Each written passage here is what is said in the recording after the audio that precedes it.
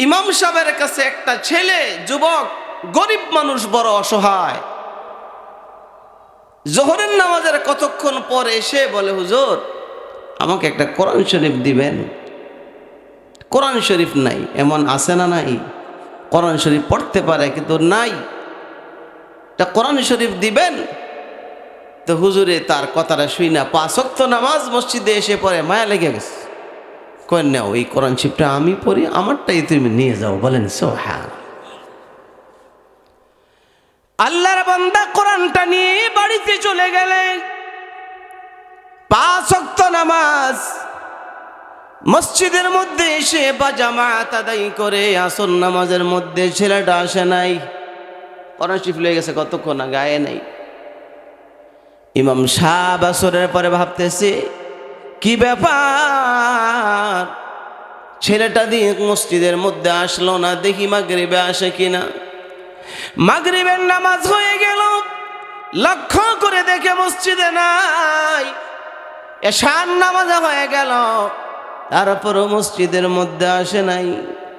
হুজুর নামাজ শেষ করে ভাবছে, কি হলো, যুবকের জোহরের নামাজের পরে কোরআন শরীফ আমার কাছ থেকে চেয়ে নিয়ে গেল। দেখি তার বাড়িতে যাই, বাড়িতে কেউ নাই। ঘরের দরজার মধ্যে যায় ইমাম সাহেব আওয়াজ দিলেন, ও আল্লাহর বান্দা যুবক, তুমি কোথায়? দেখে ঘরের ভিতর থেকে কোনো আওয়াজ নাই, কোনো শব্দ বের হয় না। ঘর দরজা খুলে আল্লাহর বান্দা ইমাম আবু আব্দুল্লাহ রহমাতুল্লাহি আলাইহি ঘরের ভিতরে গিয়ে দেখে ওই যুবক ছেলেটা কোরআন শরীফটা বুকের মধ্যে নিয়ে চিরদিনের জন্য ঘুমিয়ে গিয়েছে। কোরআন শরীফটা বুকে, কাছে গিয়ে ডাক দিছে, যুবক, কোনো সাড়া নাই। কে আইসা নিয়ে গেছে? আজরাইল পাঠাই দিছে। কোরআন শরীফটা এমনি ধরেছে যেমনি ভাবে ছোট বাচ্চা মাকে জড়াইয়া ধরে ঘুমিয়ে যায়, ঠিক তেমনি ভাবে যুবক কোরআন শরীফটা বুকের মধ্যে নিয়ে ঘুমিয়ে গিয়েছে। এই ঘুমটা কেমন, জোরে বলেন, ভালো না খারাপ? আবার যুবক ভাইয়েরা, আল্লাহর বান্দা যুবক কোরআন শরীফ বুকের মধ্যে নিয়ে ঘুমিয়েছিল, আর তুমি আমি, আমাদের সন্তান হাতের মধ্যে মোবাইল নিয়ে কানের মধ্যে হেডফোন লাগায় ঘুম যায়, ঠিক না বেঠি? নবীজির কাছে সাহাবায়ে কেরাম বলে, নবী গো, আমাদের হাসরটা কেমন হবে? নবীজি ডেকে বলে, মরণ যেমন হবে হাসর তেমন হবে। বলেন ঠিক না বেঠি? নবী গো, আমাদের মরণ কেমন হবে? নবীজি বলেন, জীবন যেমন হবে মরণ তেমন হবে, মরণ যেমন হবে হাসরও তেমন হবে, ঠিক না বেঠি?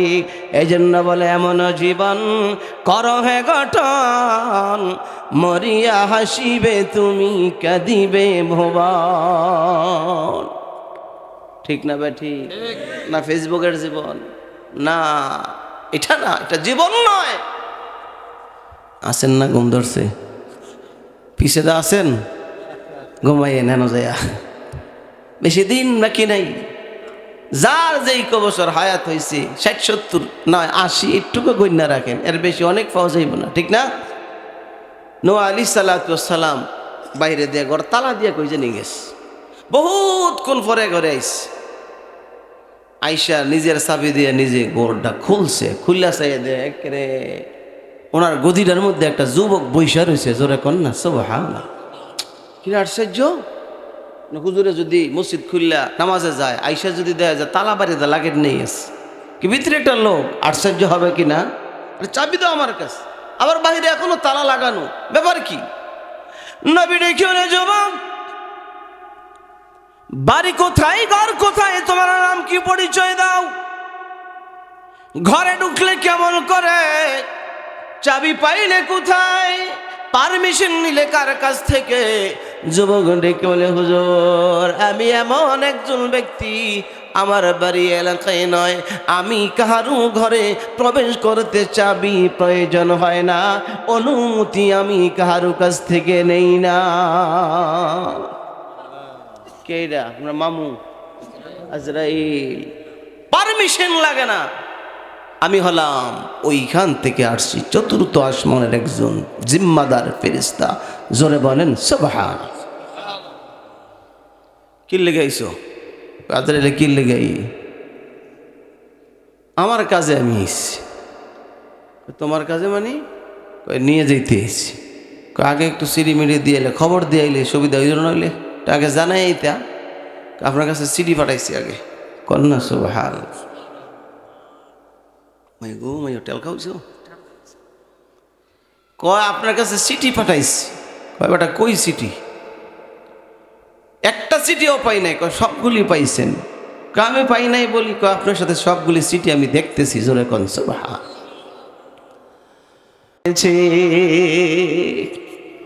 তোমার ঘুমটা তো বড় চমৎকার ঘুম, ঠিক না?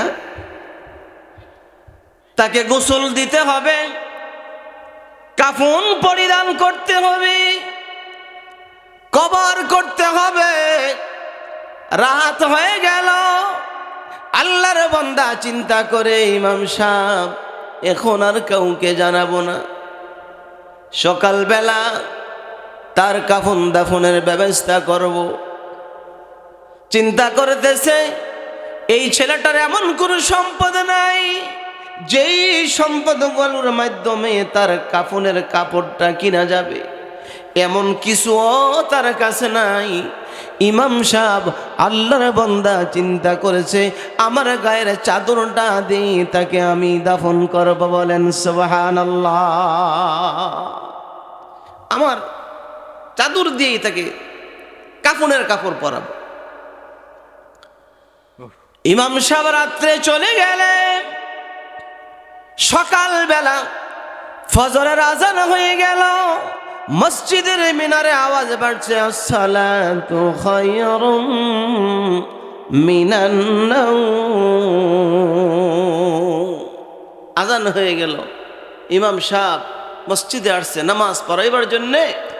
নামাজ পড়াইতে আসছে, স্বাভাবিকভাবে মহল্লার যেই পরিমাণে মুসল্লি, ওই দিন মুসল্লির পরিমাণ গেছে অনেক বেড়ে। বলেন সুবহান।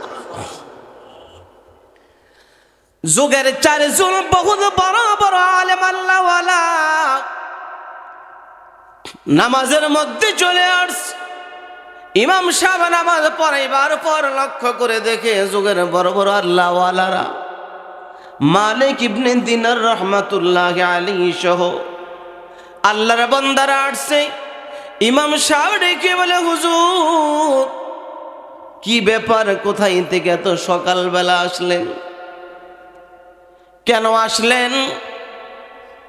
কখনো তো এই মসজিদে এসে নামাজ আদায় করতে দেখি নাই, কেন আসলেন? হুজুর আল্লাহর বালার ডেকে বলে, রে ইমাম সাহেব আসছি তো এমনে আসি নাই, আমাদেরকে আসমানের মালিক আল্লাহ তাআলা রাতের স্বপ্নে দেখাচ্ছেন, যাও যাও আমার একজন প্রিয় বান্দা যুবক ইন্তেকাল হয়ে গেছে, তার কাফনের কাপড় নাই। ইমাম সাহেব লাও এই যে তার কাফনের কাপড় আমি নিয়ে আসছি। আরো জোরে কন্যা সুবহানাল্লাহ। চারজনে 4 সেট কাপড়ের কাপড় নিয়ে আসছে। স্বপ্নে কে দেখাইলো? আল্লাহ দেখাইছে। দেখছেন, গোসল দেবার জন্য আল্লাহর বান্দারা তার ঘরে চলে গেলে, এবার যে দেখে তাদের কাছে যেই কাফনের কাপড়, এর চেয়ে দামি চাদর, ইহরামের চাদর তার মাথার কাছে কে যেন রেখে গিয়েছে।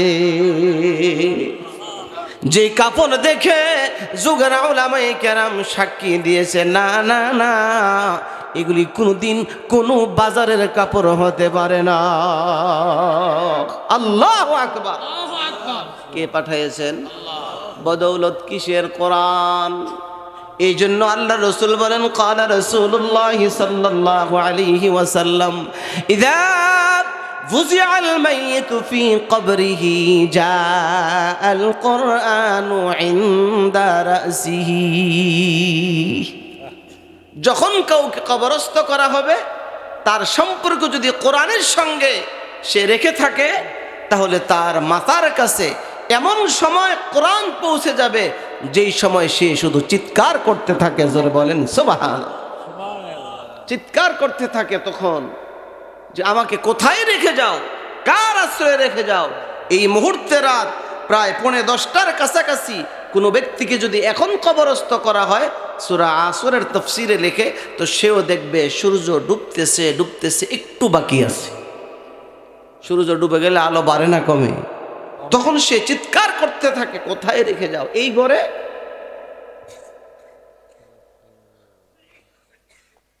তখন নবীজি বলেন যুবক এক আকৃতি ধারণ করে তখন কোরআন তার কাছে চলে যায়। রাজুলুন সালিহুন, নেককার আকৃতি ধারণ করে, আর বলে আর চিৎকার করতে হবে না, জোরে বলেন সুবহানাল্লাহ। এই প্রসঙ্গটা পরে আনে আগে চলে যায়। ইদ্রিস নবীকে বলা হলো একটা নেক করলে নেকের বিনিময়ে দেওয়া হবে 2টা। নবীকে বলে, রে জিবরাইল, এমন সুন্দর অফার পেয়ে গেলাম, আমাকে একটু জানাইয়ে দেওয়া যাবে কোন দিন আমার মওত হবে? তাহলে আর কখনো সময় নষ্ট করব না। সময় কি একটু বাড়ানো যায় কিনা? জিবরাইল বলে, পয়গম্বর, এই কাজটা তো আমার নয়, এটা আমি পারবো না। কারণ যার কাছে হায়াতের লিস্টটি আছে তার কাছে যেতে হবে। তার নাম কি? আজরাইল। তার নাম কি? জোরে কর। আজরাইলের অফিসে যেতে হবে। অফিসে কোনটায়? কয় কোন জায়গায়? কয় 4th আসমানে আজরাইল আলাইহিস সালাতু ওয়াস সালামের অফিস আছে, ওইখানে যেতে হবে। তো আপনি সহ যাইতে, আপনি সহ যাইতে হবে। ইদ্রিস আলাইহিস সালাতু ওয়াস সালামকে নিয়ে জিবরাইল 4th আকাশে চলে গেছে। সুবহানাল্লাহ। কামরার বাহিরে দাঁড়া করাই দিয়েছেন নবী।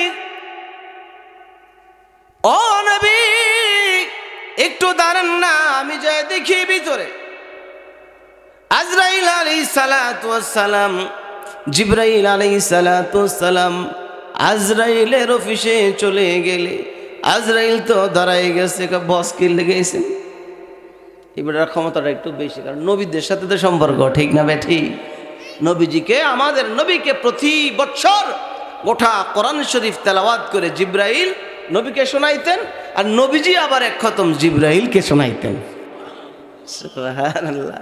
তবে আল্লাহর পয়গম্বর যে বছর ইন্তেকাল হয়ে যাবেন, সেই বছর আল্লাহর পয়গম্বরকে জিবরাইল 2 খতম কোরআন তেলাওয়াত শোনায়েছেন। জিবরাইল পয়গম্বরকে 2 বার গোটা কোরআন খতম করে শোনায়েছে। চিনলাম সব, কিন্তু চিনলাম না কোরআন, ঠিক না বেঠিক? চন্দে খানি হিকমতে ইউনানিয়া, চন্দে খানি হিকমতে ইউনানিয়া, হিকমতে কোরআনিয়া রাহম বখা। 14 জাতের আলুর নাম জানলাম, কিন্তু কোরআন শরীফের আলিফ বাগুলির নাম জানলাম না। আছে না না এমন মুসলমান? কয় জাতের আলু যে নাম জানে কৃষকরা? কোন স্কুলে পড়ছিল এ আলুর নাম? মালটা, ফেরাটন, ডায়মন্ড, আগ্রম বাগ্রম। আছে না নাই? কে পড়াইছে? কোনো মাদ্রাসা আছে যে এটার মধ্যে আলুর নাম শিখায়? কৃষকরা কন, জোরে কন, আছে? কোন স্কুল আছে? আমি কয়েকদিন আগে কে জিজ্ঞাসা করছি, যে কি জানি সেলিম বাইরে এক মাহফিলের উনি প্রধান অতিথি ছিলেন। আমি জিজ্ঞাসা করছি, আলুর নাম ফরান পাবলিক রে? কন এমন তো ফরাই নেই কোনো বেলা। তা না হলে এগুলি শিখছে থেকে? তো এগুলি যে শিক্ষা লাইছেন, এগুলির লগে যদি 29টা হরফ 29 সপ্তাহে খালি শিখতেন, যে আলিফ বার হরফ কয়টা? 29টা, যে প্রতি 1 সপ্তাহে শিখবো শুধু আলিফ, পরের সপ্তাহে বা পরের সপ্তাহে তা, এমন করে যদি শিখতাম, তাহলে তালিবুল ইলমের খাতার মধ্যে আমাদের নামটা লেখা হয়ে যেত। বয়সের সাথে খাস না। এখনো কেউ যদি প্রতিজ্ঞা করে যে আমি কোরআন শিখতে চাই, শিখতে পারলো না, চেষ্টা করলো, আল্লাহ তাআলা বলে তেলাওয়াতের সওয়াব দিয়ে দিব। মান তরিকে সাইমি আরম্ভ যা, মান তরিকে সাইমি আরম্ভ যা, ওয়া আল্লাইসা লিল ইনসানি ইল্লা মা সাআ। আল্লাহকে চেষ্টা করো, সফলতা দেওয়ার দায়িত্ব আমি আল্লাহ তাআলা। সুবহানাল্লাহ দি কয় না, ঘুম দিলে আমরা কইন না, দরকার আপনারা বারবার কই না, কিন্তু আগে কইছি আমরা কইলে এমনি আমার কইন না, চালু রাখতে হবে, ঠিক নেই। তাইলে চেষ্টা আমাদের, সফলতা দেওয়ার দায়িত্ব কার? আল্লাহ তাআলা দিবেন, ওয়াদা করেছেন তিনি। এটা শিখলাম না, যদি শিখতাম তাহলে আসমান জমিনের সমস্ত বাসিন্দার দোয়া পাইতাম। কে বলেছেন? নবীজি বলেছেন। ক্বালা রাসূলুল্লাহ সাল্লাল্লাহু আলাইহি ওয়াসাল্লাম, মহারাজি জায়গা কেউ বেশি জাড্ডা ধরছে, ঠিক না? আনতে যায়, আনতে যাবে তখন বুঝে আড়াই বুঝিয়ে খাতার তলে বুঝবো মেয়ে আনতাজি মান্তাজি কন বেশিক্ষণ না, ছেড়ে দিব, থাকবেন না আর কতক্ষণ? একটা হাদিস শোনাই, নবীজি বলছেন যারা তালিবুল ইলম, এটা জোয়ান আর বুড়ার কথা না।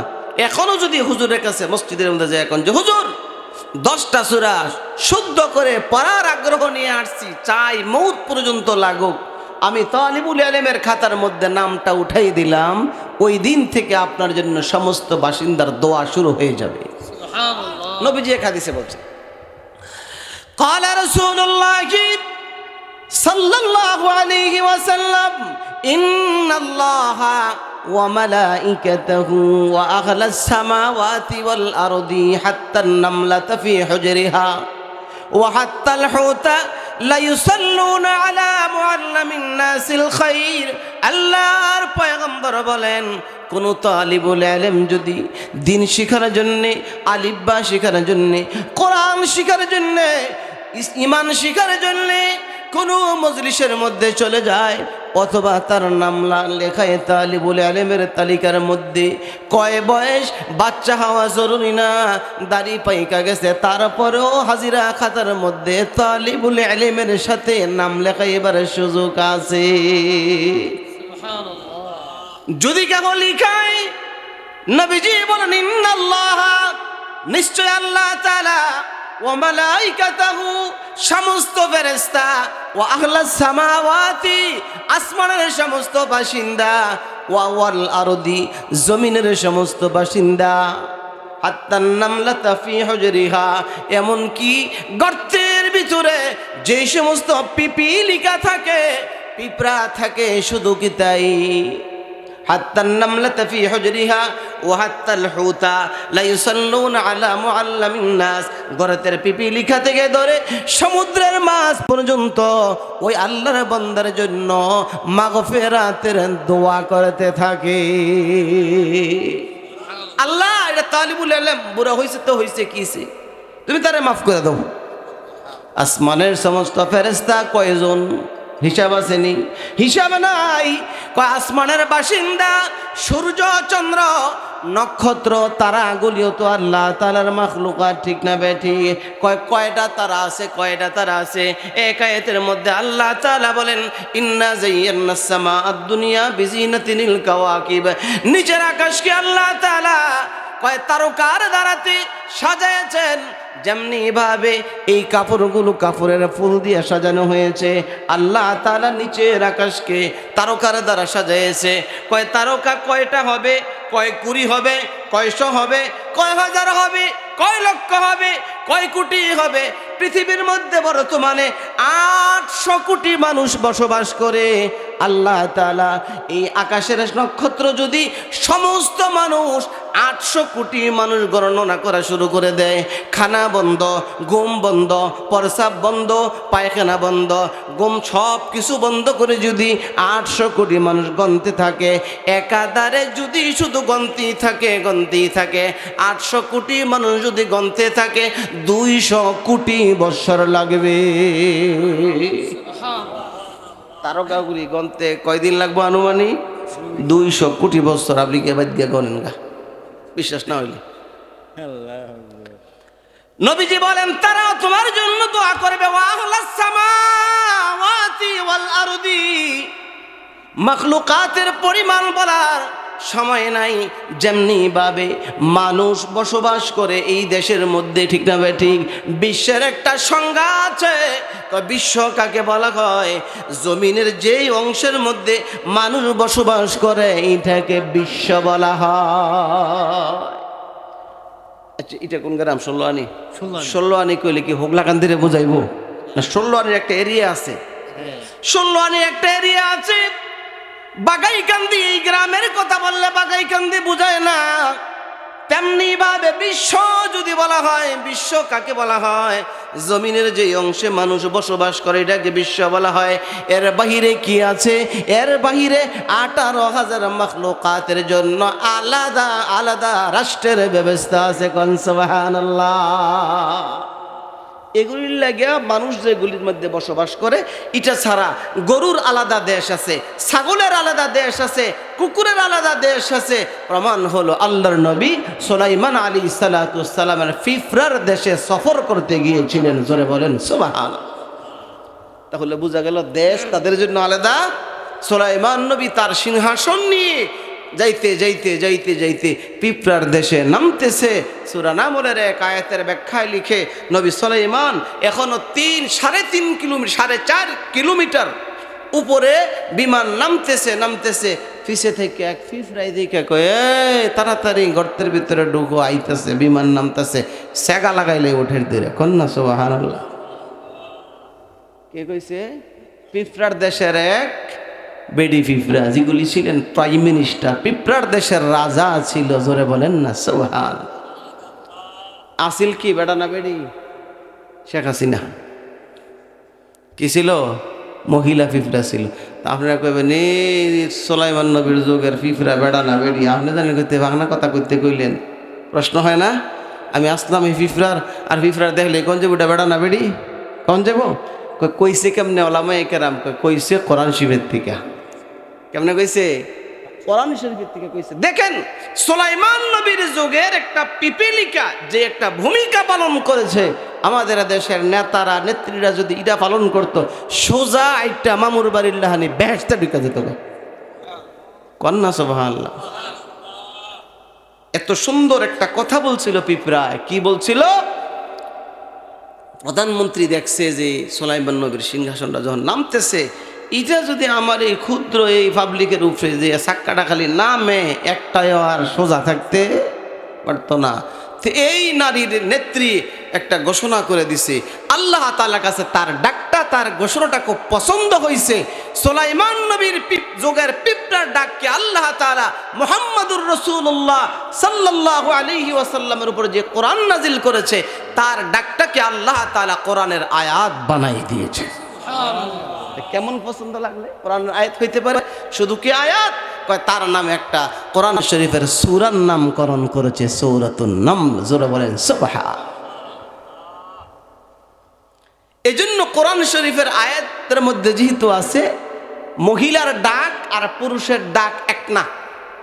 পুরুষের ডাক আর মহিলার ডাক, মহিলার আপনার একটা ডাক দিল, আরবিতে এটার হরফের বেশ কম, পুরুষে ডাক দিলে এটার বেশ কম। এই জন্য নারী পিঁপড়া ডাক দিয়েছিল কালাত। কালাত শেষে দা কি আছে একটা তা, এই তায় কয় এই পিঁপড়া ছিল বেডি। জোরে কন্যা সুবহানাল্লাহ।